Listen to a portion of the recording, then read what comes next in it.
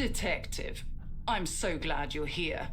One of our most senior staff, Mr. Blue, has been missing for almost a month now, and with him gone, we've been forced to delay a large contract. Needless to say, the board is not happy. We at C Corp need him back as soon as possible. Detective, I need you to find out what has become of Mr. Blue. He is integral to the delicate machinery that is C Corp, and I'm sure that my staff, though kind, know more than I've managed to squeeze out of them. I suggest that you talk to Mr. Red first. As far as I know, him and Mr. Blue had some sort of falling out just days prior to Mr. Blue disappearing. Now, you have to excuse me. If I step out for more than a moment, this company turns into a jungle. I could never retire, you know. Not when just about every important contract require my personal supervision, what seems like daily. It's great to have you here, Detective. I'm counting on you.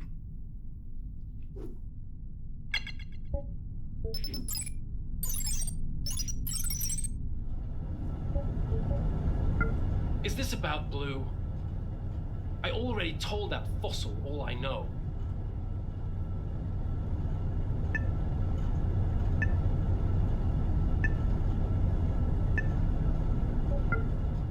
What is there to say? He came to the repo department and started changing everything. And may I add that we never had a single complaint when we did things my way. Now, with all the additional paperwork, a single typo can start a 4-hour-long meeting with Miss Yellow. Any sane person would rather gouge their eyeballs out than be around that sorry-looking bore. Let's just say I dislike the man, but I had nothing to do with him disappearing.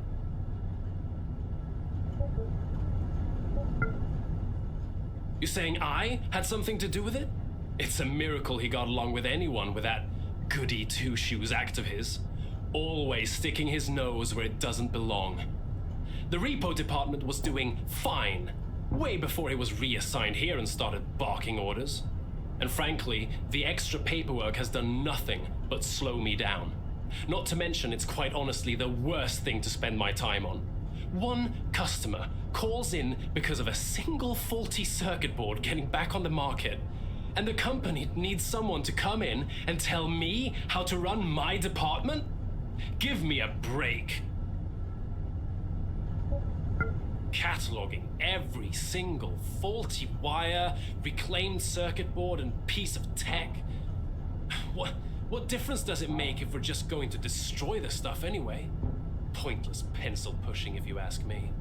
Just getting the factory code log takes forever.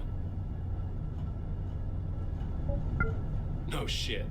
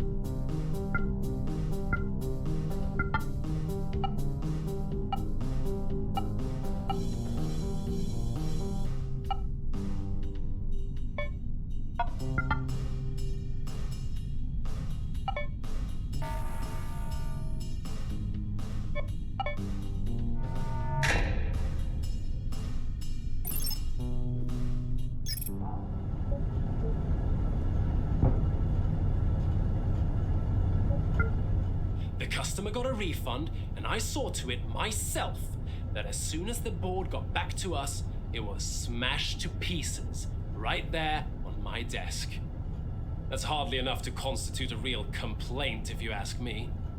Just some oversensitive schmuck wanting stuff for free. That's all there is to it.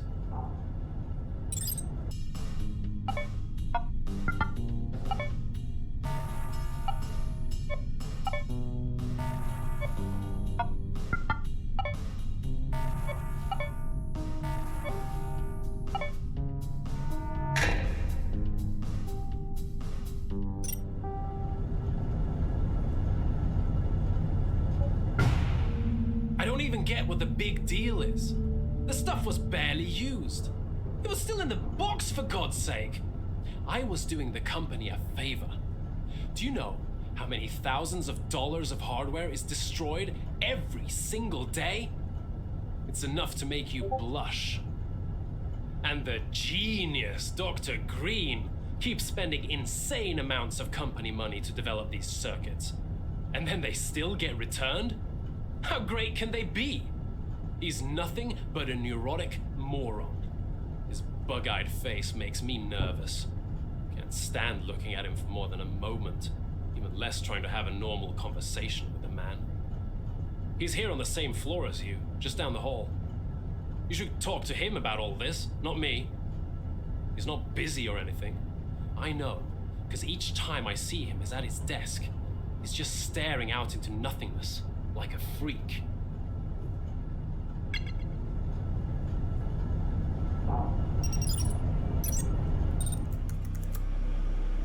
What's the meaning of this?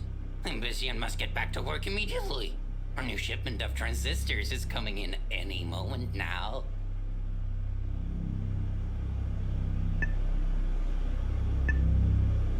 Correct.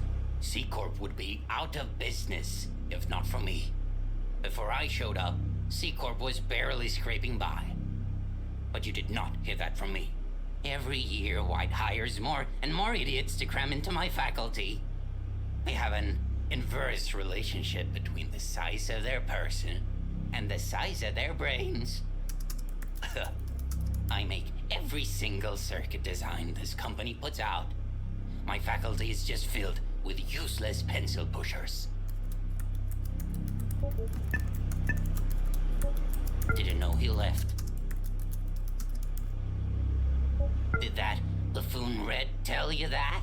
He wouldn't know how to get dressed in the morning if not for Yellow. What she saw in him I will never understand.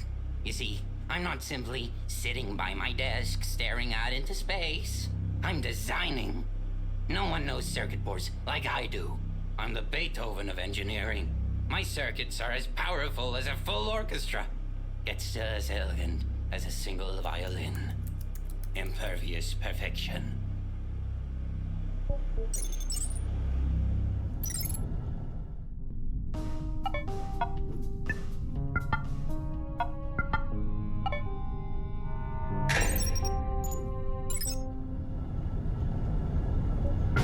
First of all, that's none of your business. Second of all, fuck you. And third, I bet you got that from Freakazoid. I am sick and tired of covering for his ass. Mr. Beethoven ordered the destruction of the circuit himself. Don't ask me why. He gave me an earful when I insisted on going with regular procedure. First and only time I was happy to see his face. All scrunched up like he ate a sour grape. One more thing, Detective. Go prying into my personal life one more time and I'll bash your head in. You can take that to HR.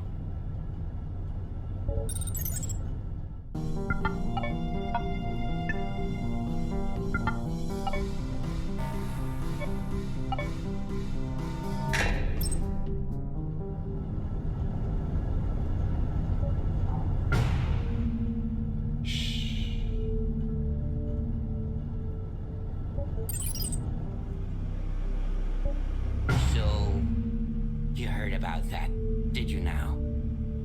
Well, you see, we couldn't have it become public knowledge that the circuit had been tampered with before getting returned.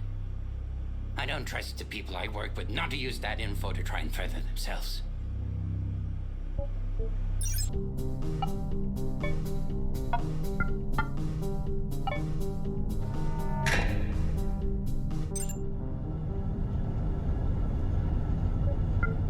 I swear you're like a freaking bloodhound. Ever heard of hyperbole? Me and Yellow have split up, if you have to know. I don't want everyone around here knowing. Could you just keep this to yourself, man?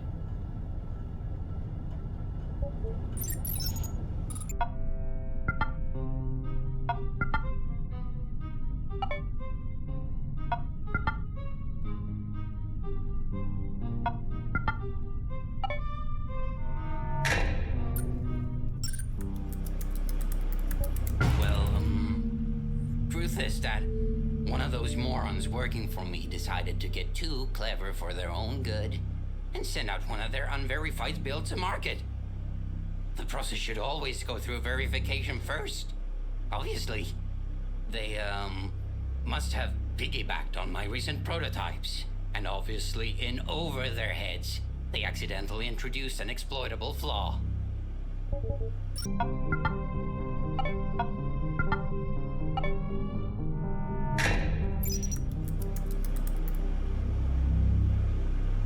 All right, that's enough.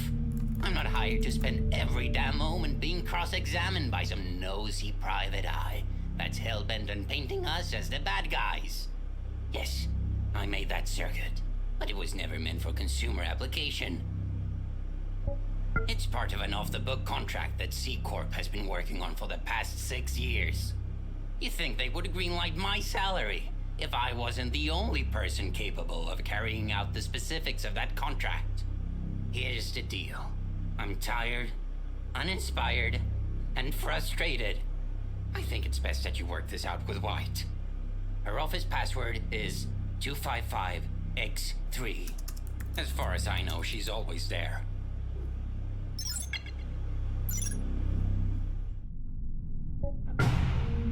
Detective, what is the meaning of this? How did you get access to my office password?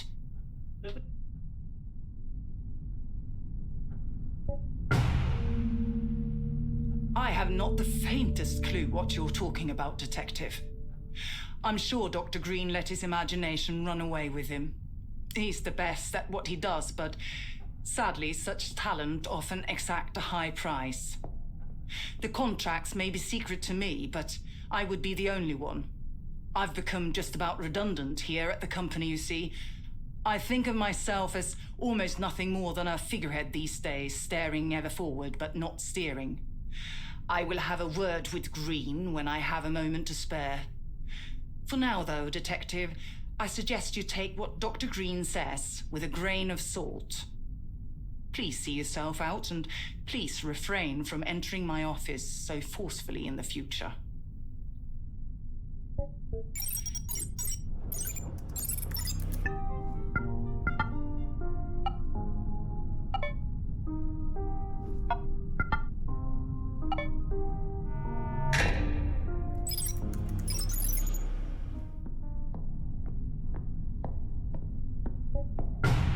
It seems I haven't been fully truthful with you, Detective.